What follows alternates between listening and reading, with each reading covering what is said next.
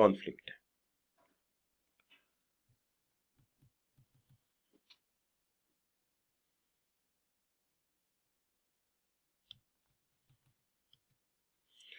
तो हम कहते हैं कि every type of relationship, no matter how strong it is, faces conflict problem. जितने भी दुनिया के रिलेशनशिप्स हैं उसके अंदर कॉन्फ्लिक्ट जरूर है।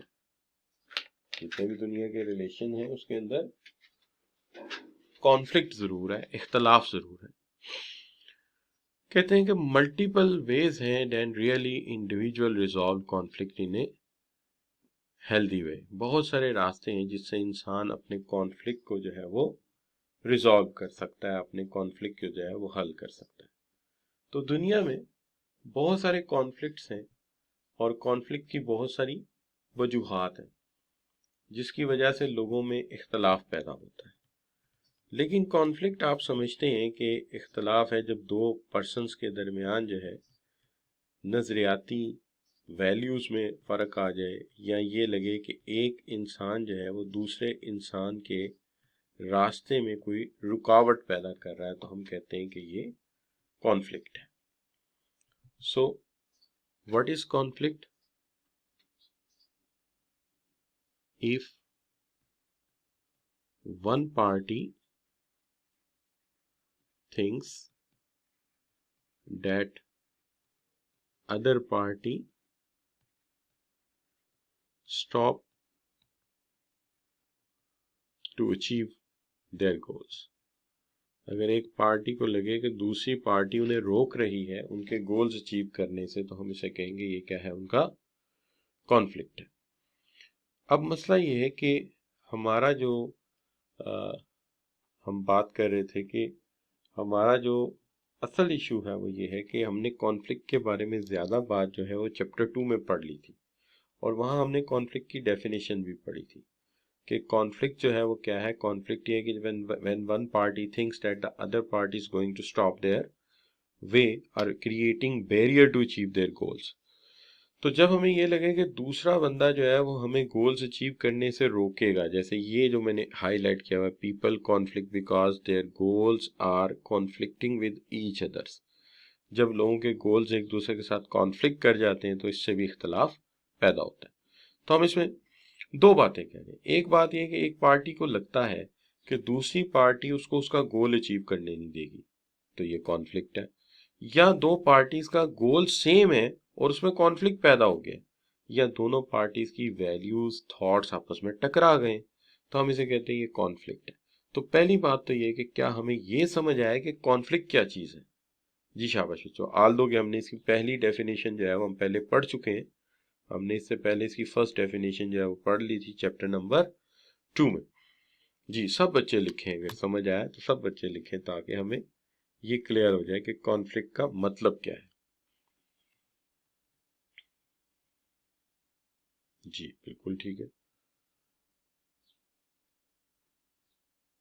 जी शाबाश। हम इसको एक दफा सम अप भी कर लेते हैं ताकि बात बिल्कुल क्लियर है। Conflict can be taken as a process. Conflict को हम प्रोसेस समझते हैं that start when one party begins to perceive, जब एक पार्टी परसीव करती है that the other party has either negatively affected it, जब उन्हें लगता है कि दूसरी पार्टी ने हमें मनफी तरीके से मुतासिर किया है, या is about to affect it negatively on account of something, कि या तो इन्होंने हमारा नुकसान कर दिया है या ये नुकसान कर देंगे, that first party cares about. ठीक है जी। यानी कॉन्फ्लिक्ट का मतलब ये है कि एक पार्टी ये समझती कि इस पार्टी ने या तो हमारा नुकसान कर दिया है या ये हमारा नुकसान कर देंगे, तो this is what you call the conflict. लेकिन हमारा बेसिक टॉपिक कॉन्फ्लिक्ट को समझाने के बाद कॉन्फ्लिक्ट रेजोल्यूशन की तरफ जाना था कि हम कॉन्फ्लिक्ट को रिजॉल्व कैसे करेंगे, हम कॉन्फ्लिक्ट पे ओवरकम कैसे करेंगे।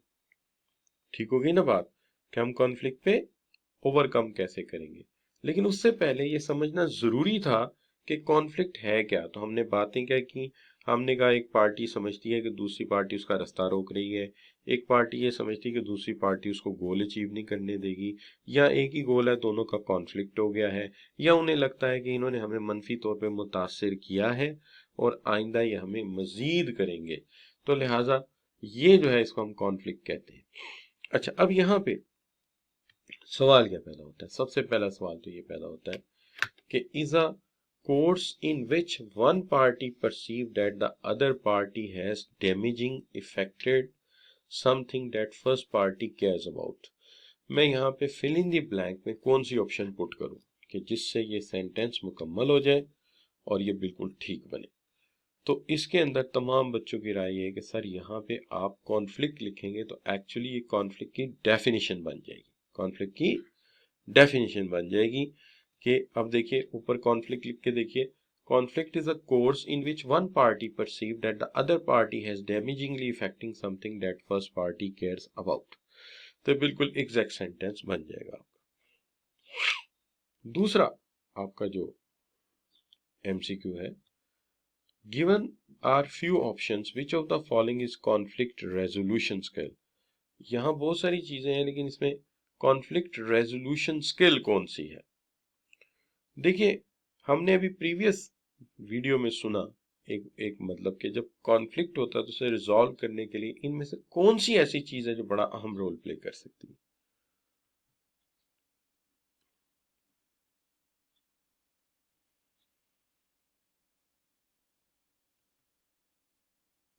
जी शाबाश, बिल्कुल ठीक। अगर हम अच्छे लिसनर हैं तो हम दूसरे के थॉट तक पहुंच सकते हैं। तो बिल्कुल ठीक कहा अलमदार हुसैन, जवाद शाह, मलिक मुबशिर एंड चौधरी मोहम्मद नईम के बिल्कुल ठीक बात कह रहे हैं कि जो एक्चुअल बात है वो ये है कि अगर हम अच्छे लिसनर हैं तो हम कोर ऑफ हार्ट तक पहुंच जाएंगे, और कोर ऑफ हार्ट तक पहुंच के तो हम मसला हल करने की पोजीशन में आ जाएंगे। बिल्कुल ठीक। Question number 3, on this earth every type of relationship, no matter how strong it is, faces conflict and problem। what drives conflict? Conflict की तरफ कौन सी चीज हमें लेके जाती है? दुनिया के हर रिश्ते में कॉन्फ्लिक्ट है, दुनिया के हर काम में कॉन्फ्लिक्ट हो सकता है, लेकिन कौन सी ऐसी चीज है जो हमें कॉन्फ्लिक्ट की तरफ लेकर जाती है? जी शाबाश। तो बिल्कुल सही, तमाम बच्चों ने सही जवाब दिया है। मुबशिर मलिक हैं, हुजैफा है, मोहम्मद आबिद है, शेरोज हैं, अलमदार हुसैन हैं, कि इन सब बच्चे मोहम्मद आबाद आमिर हैं और जवाद शाह हैं कि सर बात ये गोल्स, मंजिलें जब आपस में टकराती हैं तो वो कॉन्फ्लिक्ट पैदा करती हैं। जब गोल सेम हो जाता है और दो लोग कंपीट कर रहे होते हैं तो बजाय हेल्दी कंपटीशन के वो अक्सर इख्तलाफी सूरत हाल पैदा कर देते हैं। बिल्कुल ठीक हो गया। अब कॉन्फ्लिक्ट के मुतालिक डिफरेंट व्यूज हैं, ये व्यूज समझने बड़े जरूरी हैं कि व्यूज क्या हैं दुनिया के, इसके मामले में मुख्तलिफ राय है दुनिया की। देखिए, ये व्यूज अक्सर पूछ लिए जाते हैं। सबसे पहला व्यू जो है वो रवायती व्यू है, पुराना व्यू है, और वो ये है, traditional view expresses that every type of conflict is harmful. रवायती लोगों का ये कहना है कि हर कॉन्फ्लिक्ट खतरनाक है, हर कॉन्फ्लिक्ट जो है वो नुकसानदेह है।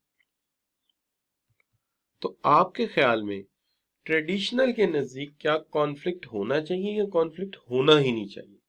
यानी बुनियादी बात आपके जहन में क्या उतर रही है कि कॉन्फ्लिक्ट होना चाहिए या होना ही नहीं चाहिए? जी, तो अलमदार हुसैन कह रहे हैं कि इनके नजदीक कॉन्फ्लिक्ट होना ही नहीं चाहिए, ट्रेडिशनल्स के नजदीक कॉन्फ्लिक्ट होना ही नहीं चाहिए। ठीक हो गई बात? अच्छा चलें, मान लिया बात को आपकी, आप बिल्कुल सही सोचें कि बिल्कुल यही बात है कि उनके नजदीक हर तरह का कॉन्फ्लिक्ट नुकसानदेह है, लिहाजा कॉन्फ्लिक्ट को कोशिश करें कि होने ही ना दें। लेकिन दूसरी तरफ ह्यूमन रिलेशन स्कूल है, ह्यूमन रिलेशन स्कूल कहता है कि जहां दो इंसान होंगे, हमारे बुजुर्गों का भी कहना है जहां दो बर्तन होंगे वो आपस में टकराएंगे जरूर। तो वो ये कहते हैं कि उनका बिलीफ ये है कि ये कैसे हो सकता है, conflict is a natural and inevitable outcome in any group. यानी किसी ग्रुप में कॉन्फ्लिक्ट का ना होना मुमकिन ही नहीं है, ये फितरी अमल है। अब देखिए दोनों की सोच में कितना फर्क है। रवायती लोग ये कहते हैं हर तरह का कॉन्फ्लिक्ट नुकसानदेह और ये होना ही नहीं चाहिए, और ह्यूमन रिलेशन स्कूल कहता है कि नहीं, इंसान हो और उनकी सोचों में ममासलत हो और वो बिल्कुल एक तरह से सोचें, ये कैसे हो सकता है? तो ये मुमकिन ही नहीं है। बेटे 132 पेज से रोज अली बता रहे हैं, पहले भी बताया आपको। अच्छा, तो उनका ये ख्याल है कि कॉन्फ्लिक्ट जो है वो ना हो, ये मुमकिन ही नहीं है, कॉन्फ्लिक्ट तो हर सूरत होना ही है। लिहाजा हम ये कहते हैं कि पहली सोच और दूसरी सोच में बुनियादी फर्क ये है कि रवायती के नज़दीक कॉन्फ्लिक्ट होना ही नहीं चाहिए, और ह्यूमन रिलेशन स्कूल कहता है कि ये कैसे हो सकता है कॉन्फ्लिक्ट ना हो, इंसान है, इंसान तो इख्तलाफ करेंगे। लेकिन तीसरा व्यू जो है वो है इंटरएक्शनिस्ट रिव्यू। इंटरएक्शनिस्ट रिव्यू ये कहता है कि जनाब जो कॉन्फ्लिक्ट है वो तो पॉजिटिव फोर्स है, अगर इख्तलाफ राय नहीं होगा तो नई बातें सामने नहीं आएंगी, नई थॉट सामने नहीं आएंगी, लिहाजा ये एक्सट्रीमली नेसेसरी है। बल्कि दुनिया में वो कौमें, वो ग्रुप तबाह हो जाते हैं जिनके पास इख्तलाफ राय नहीं है और उनकी सोच एक जैसी है, वो तो एक ही जगह मूव कर जाएंगे। लिहाजा इख्तलाफ राय होगा तो बहस होगी, बहस होगी तो नई राहें खुलेंगी। लिहाजा वो ये कहते हैं कि कॉन्फ्लिक्ट जो है वो तो ब्लेसिंग है, नुकसान देनी। तो अब मैं आपसे पूछता हूँ जी शाबाश, कौन सा ग्रुप ऐसा है जो कहता है कॉन्फ्लिक्ट होना ही नहीं चाहिए? जी शाबाश, कौन सा ग्रुप ऐसा है जो कहता है कि कॉन्फ्लिक्ट होना ही नहीं चाहिए? शाबाश, ट्रेडिशनल। और कौन सा ग्रुप ऐसा है जो कहता है कि कॉन्फ्लिक्ट जो है वो हर सूरत होता है, इंसान है तो कॉन्फ्लिक्ट होगा?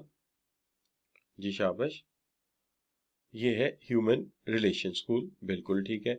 और कौन सी सोच ऐसी है जो कहती है कि conflict is a force, conflict is a power? जी शाबाश, तो ये कौन सा? ये है इंटरएक्शनिस्ट। इंटरएक्शनिस्ट कहते हैं कि कॉन्फ्लिक्ट पावर है, कॉन्फ्लिक्ट सोच की, थॉट्स की ताकत है आपकी। ठीक हो गई जी बात।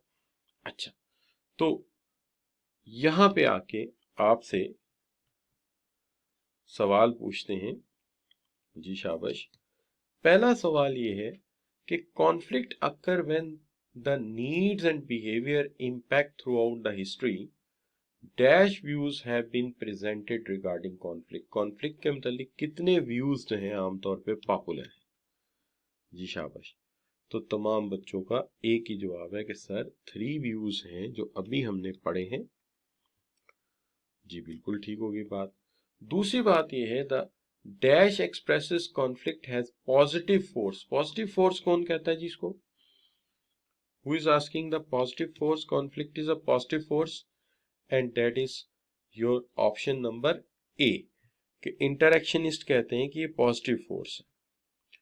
लेकिन एक ग्रोह ये कहता है कि dash expresses conflict is natural and inevitable, यानी नेचुरल है और इनएविटेबल है। जी शाबाश, तो वो कहते हैं क्या? शाबाश, कौन कहता है कि कॉन्फ्लिक्ट जो है वो नेचुरल है, इनएविटेबल है, इसके बगैर गुजारा ही नहीं है? तो ये है आपका ह्यूमन रिलेशन स्कूल, ये आपका ह्यूमन रिलेशन स्कूल। जी, अब दो तरह के कॉन्फ्लिक्ट, अब यहाँ पे वो सोच जो है मुकम्मल हो गई जिसके अंदर हम कह रहे थे जी इनकी सोच ये है, उनकी सोच ये। अब आगे टाइप्स ऑफ कॉन्फ्लिक्ट। एक्चुअली यहाँ पे हम टाइप्स ऑफ कॉन्फ्लिक्ट पढ़ रहे हैं, तो टाइप्स ऑफ कॉन्फ्लिक्ट मैं ये नहीं कहता कि हतमी तौर पे यही इसी टाइप्स के होते हैं, बस हमारी किताब में ये दिए हुए टाइप्स ऑफ कॉन्फ्लिक्ट।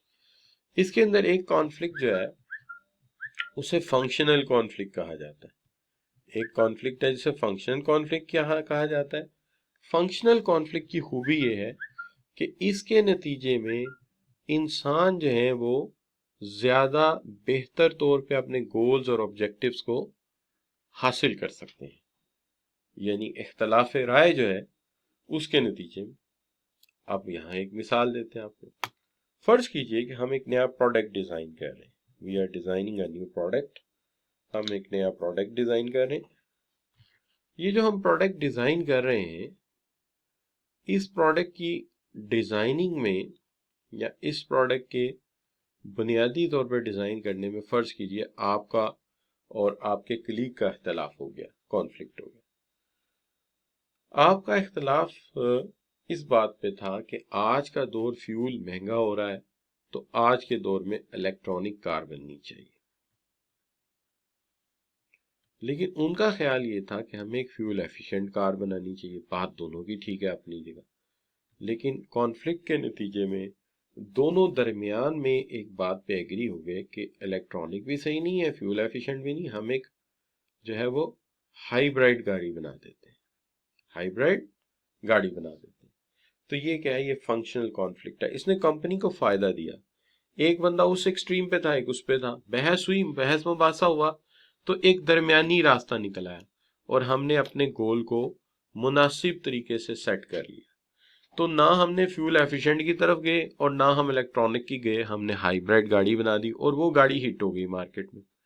तो कंपनी को क्या हो गया बच्चों, फायदा हो गया ना। तो जो है इससे कंपनी को फायदा हो गया, ठीक है। तो ये है इसका जो एक्चुअल बेनिफिट है, ठीक है। तो यहां तक बात क्लियर है बच्चों के फंक्शनल कॉन्फ्लिक्ट क्या होता है। फंक्शनल कॉन्फ्लिक्ट क्या होता है? फंक्शनल कॉन्फ्लिक्ट तबाहकुन नहीं होता, फायदा कुन होता है। वो उससे हम फायदा हासिल करते हैं, यानी आपस में बहस मुबासे के नतीजे में कंपनी का, ऑर्गेनाइजेशन का भला होता है।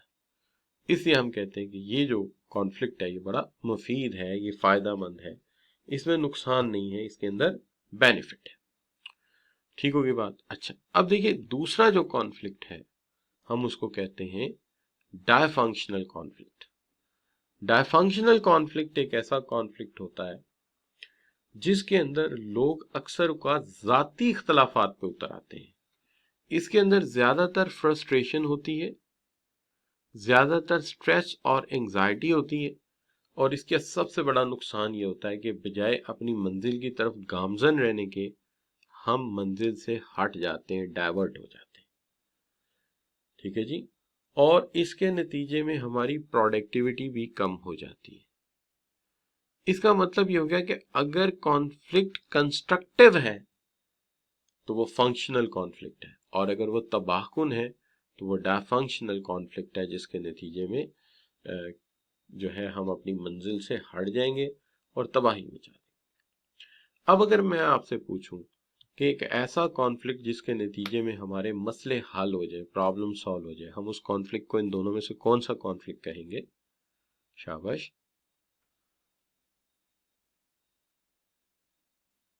बिल्कुल ठीक हो गया, हम उसको फंक्शनल कॉन्फ्लिक्ट कहेंगे। लेकिन एक ऐसा कॉन्फ्लिक्ट जो हमें मंजिल से भटका दे और हमारी प्रोडक्टिविटी को कम कर दे, तो हम उसे क्या कहेंगे कि वो हमारा डायफंक्शनल कॉन्फ्लिक्ट है। वो हमारे लिए नुकसानदेह है, वो हमारे लिए फायदामंद नहीं है, वो हर सूरत हमारा लॉस करेगा। अगर मैं आपसे ये कहूं कि आप इस पिक्चर को भी देखें तो कॉन्सेप्ट बड़ा क्लियर हो जाता है कि फंक्शनल कॉन्फ्लिक्ट के नतीजे में हम एक सुलह, सफाई और एक गोल की तरफ पहुंचेंगे, जो कंपनी का गोल है, to earn profit and make brand image better. लेकिन जो डायफंक्शनल कॉन्फ्लिक्ट है उसके नतीजे में मार कुटाई और नतीजे के तौर पे नुकसान ही नुकसान है, कोई फायदा नहीं है, तो is a big loss and diversion from goals. तो आपको ये जो पिक्चर है ये भी क्लियर करेगी कि ये क्या चीज है। अच्छा जी, अब यहाँ पे वही बातें एक दफा फिर रिपीट कर लेते हैं आपके साथ। पहली बात आपसे ये पूछते हैं कि dysfunctional conflict is a dash in nature. तो डायफंक्शनल कॉन्फ्लिक्ट कैसा है नेचर में? शाबाश जी। तो आप कहते हैं कि ये जो डायफंक्शनल कॉन्फ्लिक्ट है ये आपके लिए क्या है? शाबाश। तो मोस्टली बच्चे सी आंसर दे रहे हैं कि अनकोऑपरेटिव भी है और डिस्ट्रक्टिव भी है। ये गैर ताउनी है, ताउन नहीं होता एक दूसरे के साथ, और ये डिस्ट्रक्टिव भी है। बिल्कुल ठीक है। अच्छा जी, तो अगर मैं आपसे ये पूछूं कि conflict that support the goals of an organization is named as, कि जो वो गोल जो कि इंसान की या ऑर्गेनाइजेशन की जो मंजिल है उसे हासिल करने में मददगार साबित हो सकता है, तो आप उसे कहेंगे ये फंक्शनल कॉन्फ्लिक्ट है, ये फंक्शनल कॉन्फ्लिक्ट है। अच्छा जी, अब सवाल ये है कि हम कॉन्फ्लिक्ट को किस तरह से मैनेज कर सकते हैं, कौन सी टेक्निक्स हमें सिखाई गई हैं कॉन्फ्लिक्ट को मैनेज करने के लिए। तो कॉन्फ्लिक्ट को मैनेज करने के लिए हमारे पास जो है वो 5 तरह की टेक्निक्स हैं जो हमें सिखाई गई हैं कि कॉन्फ्लिक्ट को जो है वो किस तरीके से मैनेज किया जा सकता है। तो हम देखते हैं कि how we can manage the conflict, हम कैसे कॉन्फ्लिक्ट को मैनेज कर सकते हैं। इसमें सबसे पहला तरीका जो हमारे पास है वो है अवॉइडेंस, कॉन्फ्लिक्ट को अवॉइड किया जाए। अब सवाल ये है कि अवॉइड करने का मतलब क्या है। अवॉइड करने का मतलब ये है कि आप ये माने ही ना कि कॉन्फ्लिक्ट है, कॉन्फ्लिक्ट से जान छुड़ाएं, कॉन्फ्लिक्ट से जान छुड़ाएं, कॉन्फ्लिक्ट की बात ही ना करें। Here a party neither pursue its concern not those of opponent party, ना अपना मंजिल हासिल करती है ना दूसरे को हासिल करने देती है। लिहाजा a party may recognize that conflict exist but want to either withdraw और सप्रेस इट। तो वो मान भी लेके कॉन्फ्लिक्ट है तो वो सप्रेस कर देते हैं और नहीं नहीं जी कोई गाल नहीं, छोड़ो पड़ा, कोई बात नहीं कोई बात। जैसे वो कहते हैं ना पंजाबी में मिट्टी पाओ, तो वो मिट्टी पाओ वाली स्ट्रेटेजी अडॉप्ट कर लेते हैं और उस मसले को रिजॉल्व नहीं करते। तो जो पॉलिटिशियंस हैं, जो आमतौर पे एक्सपर्ट्स हैं, जो माहिरीन लीडर हैं, वो ये कहते हैं कि इस स्ट्रेटेजी से नुकसान होता है। हर चीज को अंडर कारपेट फेंक देने से मसले हल नहीं होते या नजर चुराने से मसले हल नहीं होते, बल्कि मसले ज्यादा एग्जेजुरेट होके सामने आते हैं, ज्यादा खराब होके सामने आते हैं। तो वो ये कहते हैं कि ये हल तजवीज किया तो जा सकता है लेकिन ये शॉर्ट टर्म हल है, लॉन्ग टर्म में इसका नुकसान ही नुकसान, लॉन्ग टर्म में इसका नुकसान ही नुकसान है। ठीक है जी। तो अब वो ये कहते हैं कि फिर इस टेक्निक को आप अच्छा ना समझें। तो avoidance is not a good technique, avoidance इतनी अच्छी टेक्निक नहीं है। दूसरी चीज है कंपटीशन। कंपटीशन में क्या होता है कि आप लड़ाई पे उतर आते हैं और आप कहते हैं मैं विन करूंगा तुम लूज करोगे, यानी मैं पूरी कोशिश करूंगा, I will win you will lose. तो strategy that one party win and other loses, एक पार्टी जीते और दूसरी पार्टी हार जाए। तो one party firmly pursue its concern despite the resistance of the other party, कि एक पार्टी पूरी कोशिश करती है कि मैं दूसरी पार्टी को दबोच लूं, दूसरी पार्टी के मकासद को तबाह कर दूं और उसको जो है कुछ भी हासिल ना होने दूं और सारा कुछ मैं हासिल कर लूं। ठीक है जी। अच्छा, तो इसको हम कहेंगे ये है विन लूज।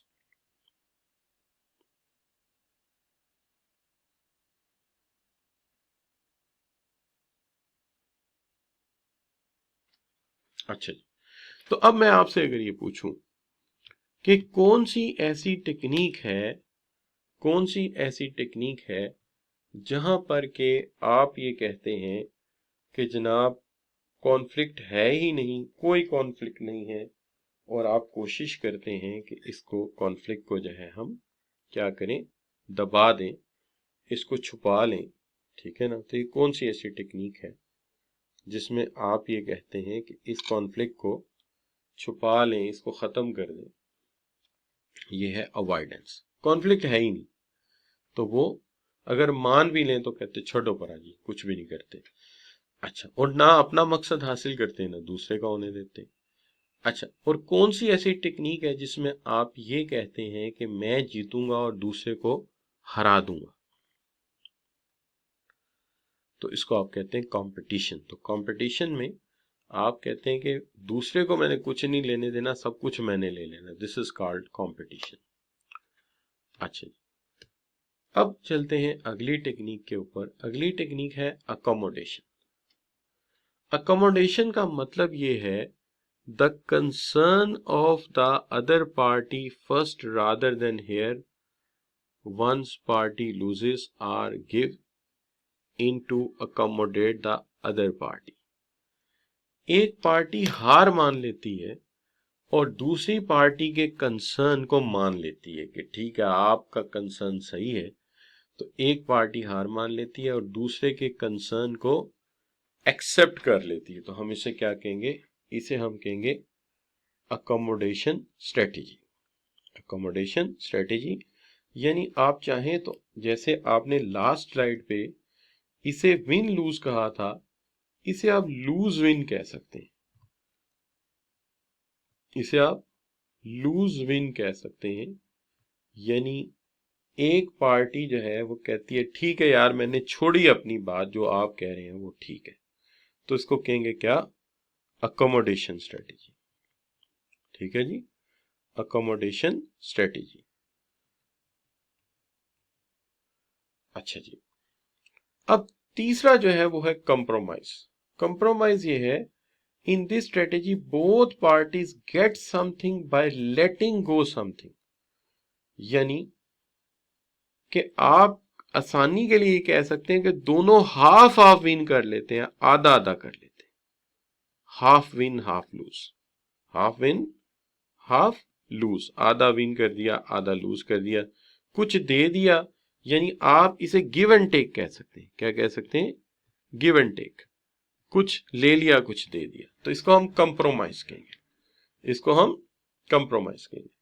अब मैं आपसे दोबारा पूछता हूं, एक टेक्निक जिसके अंदर एक इंसान जो है या एक पार्टी जो है वो कहे जी कॉन्फ्लिक्ट है ही नहीं, छोड़ो परे, हम इसको क्या रिजॉल्व करेंगे करके, तो आप इसको क्या कहेंगे, कॉन्फ्लिक्ट है ही नहीं, तो आप इसको क्या कहेंगे, कॉन्फ्लिक्ट, शाबाश, क्या कहेंगे, कॉन्फ्लिक्ट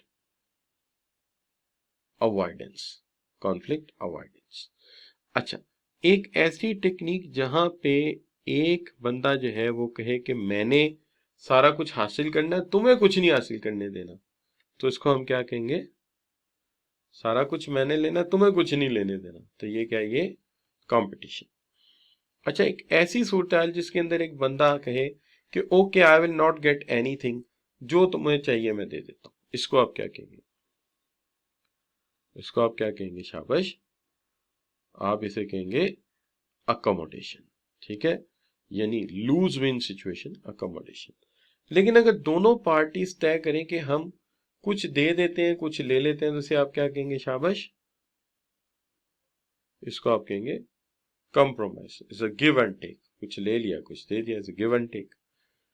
लेकिन अगर दोनों पार्टीज मिलके, मैं इससे आगे बढ़ने लगा हूं, दोनों पार्टीज मिलके एक ऐसा रास्ता निकालें जिसमें किसी का कोई नुकसान ना हो, दोनों ही एक ऐसे नतीजे पे पहुंचे जिसमें दोनों को फायदा ही फायदा, यानी दोनों पार्टीज ऐसा हल निकाल लें जिसमें कुछ किसी का कुछ भी नुकसान ना हो और दोनों को ही फायदा हो, तो इसको हम क्या कहेंगे, इसको हम कहेंगे ये है, दिस इज कॉल्ड कोलैबोरेशन, इश्तराक, विन विन, कोलैबोरेशन, इश्तराक, विन विन। तो ऐसा सलूशन निकालना बहुत मुश्किल होता है, लेकिन अगर दोनों पार्टी सिंसियर हों तो ऐसा हल निकाला जा सकता है, कोई ऐसी बात भी नहीं है। तो मैं आप बच्चों से फिर पूछता हूं कि एक ऐसी सूरत हाल जिसमें पार्टीज मसले को हल ना करना चाहें और कहें छोड़ो पड़े इसको, तो हम इसे क्या कहेंगे, शाबाश, हम इसे क्या कहेंगे, कोई भी पार्टी मसला हल ना करना चाहे और कहे छोड़ो परे कॉन्फ्लिक्ट को, तो इसको हम क्या कहेंगे, अवॉइडेंस। ठीक है जी, इसको हम क्या कहेंगे, अवॉइडेंस। लेकिन अगर एक पार्टी कहे कि सब कुछ मैंने लेना है तुम्हें कुछ नहीं देना, सब कुछ मैंने लेना है तुम्हें कुछ भी नहीं देना, तो हम इसको क्या कहेंगे, ये है कंपटीशन। ठीक हो गई बात। अच्छा, अब अगर फर्ज कर लीजिए कि एक पार्टी कहती है ओके आपका कंसर्न ट्रू है, जो चाहिए आपको ले लो, या आपको जो चाहिए मैं दे देता हूं, तो इसको आप क्या कहेंगे, इसको आप क्या कहेंगे, ये है अकोमोडेशन, बिल्कुल सही, ये है अकोमोडेशन। लेकिन दोनों अगर गिव एंड टेक कर लें, both parties give and take कर लें, तो फिर क्या होगा, इसको आप क्या कहेंगे, ये है कंप्रोमाइज, कुछ ले लिया कुछ दे दिया। लेकिन अगर दोनों पार्टीज मिलके ऐसा हल निकालें जिसका नुकसान किसी का नहीं, दोनों का फायदा ही फायदा है, तो इसको आप क्या कहेंगे, शाबाश, इसको आप कहेंगे ये कोलैबोरेशन है, ये विन विन है, और इसके अंदर दोनों ही जीत जाएंगे, एक भी नहीं हारेगा। तो we got a best solution. जी शाबाश। तो आपको यहां तक बात की समझ आई है बच्चों? पांचों टेक्निक समझ आ गई? समझ आ गई तो जी लिख के एंटर कर दीजिए। शाबाश, बिल्कुल ठीक हो गया बच्चों, बिल्कुल ठीक हो गया। Very good, very good. चलिए, अगर ये बात हमें समझ आ गई है तो मैं आपको बताता हूँ बेटा, कंप्रोमाइज और कोलैबोरेशन में फर्क ये, कंप्रोमाइज में आधा आधा मिलता है, गिव एंड टेक। लेकिन कोलैबोरेशन में दोनों पार्टीज मिलकर कोई ऐसा हल निकालती हैं जिसके अंदर आधा आधा नहीं, सबको पूरा पूरा ही मिलता है। दोनों ऐसा हल निकालते हैं कि किसी पार्टी को कुछ देना नहीं पड़ता, दोनों गेन करते हैं, विन विन कर लेते हैं। तो हम इसको कहते हैं ये है कोलैबोरेशन। जी जवाद अली, क्लियर है बेटा? जी ठीक हो गया।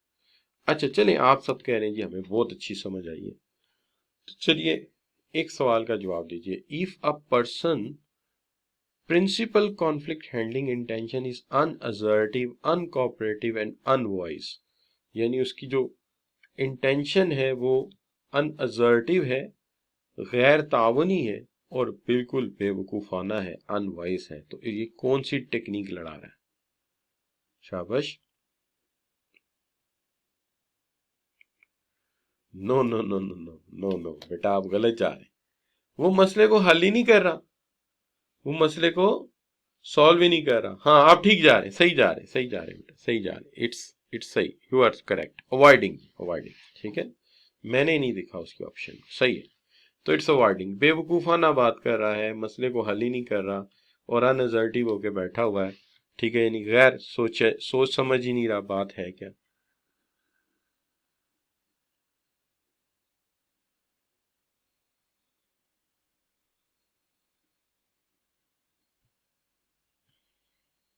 अच्छा बच्चों, अब इससे जरा आगे की सोच लेते हैं, थोड़ी सी आगे की सोच। क्या कि conflict avoidance is a method of reaching to the conflict. Conflict avoidance एक तरीका है which attempt to avoid directly confronting issue at hand, जिसमें हम अवॉइड करते हैं कि डायरेक्ट कन्फ्रंटेशन ना हो। विच of the following is the most likely outcome of a conflict, इसके कॉन्फ्लिक्ट का जो है वो अल्टीमेट आउटकम क्या होगा? कि हम कॉन्फ्लिक्ट नहीं कर रहे, हम अवॉइड कर रहे हैं, डायरेक्टली कॉन्फ्लिक्ट नहीं कर रहे, नतीजा क्या निकलेगा? जी शाबाश। अब ये मैंने पढ़ाया नहीं है, ये मैं चाहता हूं कि आप अपनी समझ से मुझे बताएं कि मैं एक मसले को हल नहीं कर रहा, मसला अपनी जगह है, तो नतीजा क्या होगा?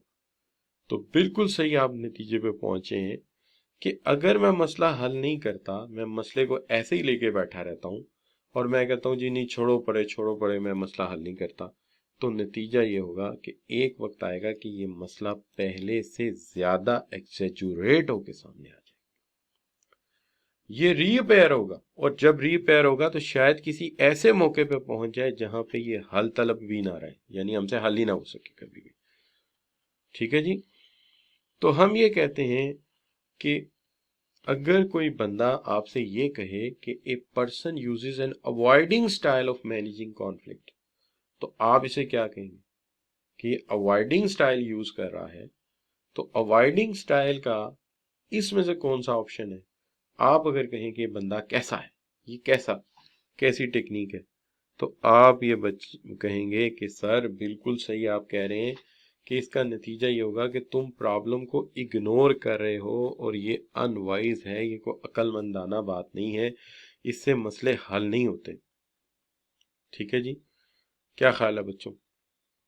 लेकिन अगर फर्ज कर लीजिए कि कोई बंदा कॉन्फ्लिक्ट पे ही उतर आता है, कोई बंदा लड़ाई पे उतर आता है, कंपटीशन पे उतर आता है, तो मुझे ये बताइए कि ये स्टाइल किस जगह सुटेबल है? कंपीटिंग कॉन्फ्लिक्ट यानी कंपटीशन पे उतर आता है, ये किस जगह आइडियल रहेगा आपके ख्याल इन सारी सिचुएशन में? जी शाबाश, बिल्कुल ठीक कह रहे हैं। देखिए, अगर हम दोस्तों में ऐसा करेंगे तो काम नहीं चलेगा, अगर हम चाइल्ड पेरेंट रिलेशनशिप में ये बात करेंगे तो काम नहीं चलेगा कि हम सब कुछ जीत लें, माँ बाप को हरा दें, दोस्त को हरा दें, जीत लें, ये भी नहीं चलेगा, बिजनेस पार्टनर को ढा दें, खुद जीत जाए, यहां भी ये नहीं चलेगा। ये सिर्फ और सिर्फ कोर्ट रूम की टेक्निक है, ये सिर्फ और सिर्फ कोर्ट रूम की टेक्निक है कि आप दूसरे को झूठा और अपने आप को सच्चा करना चाह रहे। तो क्रिमिनल लॉ में अक्सर ऐसा देखने में आता है। लेकिन दोस्तों में आपके मैं जीतूंगा तुम हारोगे, भी दोस्त हारेगा तो नुकसान तो अपना ही है, माँ बाप हार जाएंगे तो नुकसान तो अपना ही है, क्या हाल है, और बिजनेस पार्टनर हारेगा तो बदनामी तो अपनी है। तो लिहाजा इसमें ये नहीं चलता।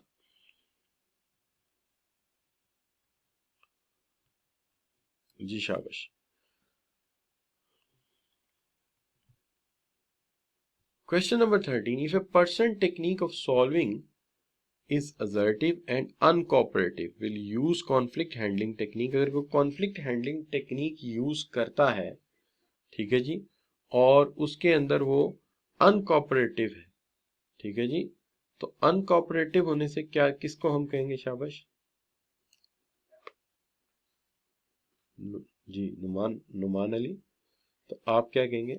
देखिए अनफ्रेंडली है तो इसका मतलब यही है कि वो दोस्ताना तौर पे इसे हल नहीं कर रहा, तो वो फिर कंपीटिंग कर रहा है इसके अंदर। क्या ख्याल है बच्चों?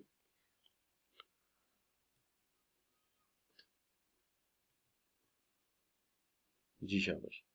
लेकिन एक ऐसी कॉन्फ्लिक्ट हैंडलिंग टेक्निक, एक ऐसी, बेटे कैमरा ऑफ कर दीजिए, एक ऐसी कॉन्फ्लिक्ट हैंडलिंग टेक्निक जिसके अंदर पार्टीज विदड्रॉ करती हैं या सप्रेस करती हैं, कॉन्फ्लिक्ट को दबा देती हैं, तो सप्रेस करने का मतलब तो वही हुआ ना फिर, कि वो कॉन्फ्लिक्ट में बिल्कुल सही वो मिट्टी पाओ टेक्निक की है, फिर सप्रेस कर रहे हैं, हल नहीं कर रहे उसको, वो क्या कर रहे हैं, विदड्रॉ कर रहे हैं, वो सप्रेस कर रहे हैं, वो दबा रहे हैं मामले, दबाने से मसला हल नहीं होना। तो ये फिर वही हल हो गया कि आप जो है वो इसको सप्रेस कर रहे हैं, तो ये अवॉइडेंस है और मसले ने दोबारा फिर अपीयर हो जाना। एक conflict management strategy in which one party wins and other party loses, एक जीते और दूसरी हार जाए, कंप्लीटली एक जीते और एक हार जाए, एक जीते और एक हार जाए, तो कौन सा ऑप्शन लेंगे आप शाबाश? कौन सा ऑप्शन लेंगे? तो तमाम बच्चे डी ऑप्शन ले रहे हैं कि सर ये कंपटीशन है, जब एक जीत रहा है और दूसरा हार रहा है तो ये कंपटीशन है। क्या ख्याल है बच्चों? लेकिन एक ऐसी टेक्निक जिसके अंदर हम कहें कि one party is ready to self sacrificing for the concern of other party, which conflict handling technique likely to be among, कि एक पार्टी सेक्रीफाई कर रही है, कुर्बानी दे रही है कि ठीक है जनाब तुसी ले लो जो तुहानू चाहिए असी छड़ दे, ठीक है, तो एक पार्टी क्या कर रही है वो, शाबाश, एक पार्टी क्या कर रही है कि तुम ले लो जो तुम्हें चाहिए भाई, मैं छोड़ देता हूँ। तो जो जो लिस्ट है उसमें से चूज करना है ना बेटा आपने, तो इसको हम क्या कहेंगे? अकोमोडेशन, दूसरे को अकोमोडेट कर रहे हैं। नहीं, कंप्रोमाइज में आधा आधा होता है, कंप्रोमाइज में हाफिजा मुस्कान बेटी उसमें आधा आधा होता है, गिव एंड टेक हो जाता है, ठीक है ना। और जो होता है कि तुम ले लो सारा हमें नहीं चाहिए, तो ये क्या होता है जी बेटी, मुस्कान बेटी अब क्लियर है ना कि कंप्रोमाइज में आधा आधा होता है, और ये जो है ये इसके अंदर तो आप कह रहे हैं तुम ले लो मुझे नहीं चाहिए, तो जब दूसरे को कहते हो तुम ले लो मुझे नहीं चाहिए, तो ये अकोमोडेशन होती है। जी बच्चों, फिर रिपीट करते हैं इसको, रिपीट कीजिए। A conflict management strategy in which one party gives in extent to favor to the second party involved, एक पार्टी दूसरी पार्टी को फेवर दे देती। जी साहब,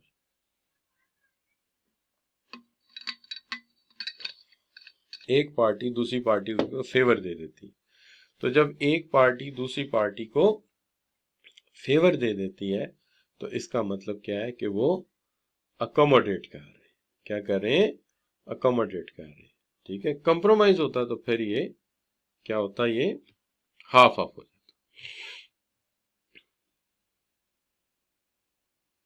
अच्छा, अब ये कॉन्सेप्ट आपका क्लियर होने जा रहा है, अभी क्लियर होने जा रहा है। एक conflict management strategy in which both parties get by letting go something, कुछ ले लेते हैं और कुछ दे देते हैं। वन पार्ट, एक conflict strategy, management strategy in which one party जो है वो क्या होता है, parties get something by letting something go, कुछ मिलेगा और कुछ नहीं मिलेगा, ठीक है ना। तो बड़ा अच्छा चौधरी नईम ने कहा है कि सर ये 50-50 हो जाएगा, आधा आधा मिल जाएगा, आधा नहीं मिलेगा आधा मिल जाएगा। तो बिल्कुल सही हो गया, ये आपका कंप्रोमाइज। ठीक हो गया। अब ये तो सारे ही बता देंगे, विन विन स्ट्रेटेजी कौन सी है? शाबाश, which one is a win win strategy? Which one is a win win strategy? तो सब बच्चे कह रहे हैं कि विन विन स्ट्रेटेजी वो है जिसके अंदर हम कोलैबोरेट कर लेते हैं, चलो यार कुछ हासिल कर लेते हैं, कुछ लूज कर लेते हैं। ठीक है जी। जी बच्चों, तो यहाँ पे जो है आज का लेक्चर हम वाइंड अप कर देते हैं, क्योंकि स्टूडेंट्स कह रहे हैं कि सर सिर्फ 10 मिनट रह गए। तो 10 मिनट में जाहिर बात है कुछ ज्यादा काम तो हो भी नहीं सकता। तो चलें, यहाँ पे आज का लेक्चर अगर सम अप कर दिया जाए तो आज का लेक्चर आपको कितना समझ आया? शाबाश जी बच्चों। How much you understand? Hafiz Numan said it's 100%। Malik Mubashar, Hafiza बेटी, जवाद शाह, अलमदार हुसैन, काशिफ और Sheroz Ali said it's brilliant, and Aamir Yasin cats is clear, and Mohammad Waqqas कह रहे हैं इट्स ऑसम। तो बस शुरू में मिस हो गया बेटे, मैं इसकी रिकॉर्डिंग आपको सेंड कर देता हूँ अभी। तो एक्सीलेंट हो गया according to Naeem Chaudhary. Stephen कह रहे हैं बहुत अच्छा था। मोहम्मद अली कह रहे हैं कि सब सर आपने आज टॉपिक स्टार्ट कहाँ से करवाया? बेटे आज मैंने शुरू ही कॉन्फ्लिक्ट से किया था, उसकी डेफिनेशन बताई थी, वो आपने पहले पढ़ी हुई चैप्टर 2 में, तो यहाँ से शुरू किया था आज। ठीक है,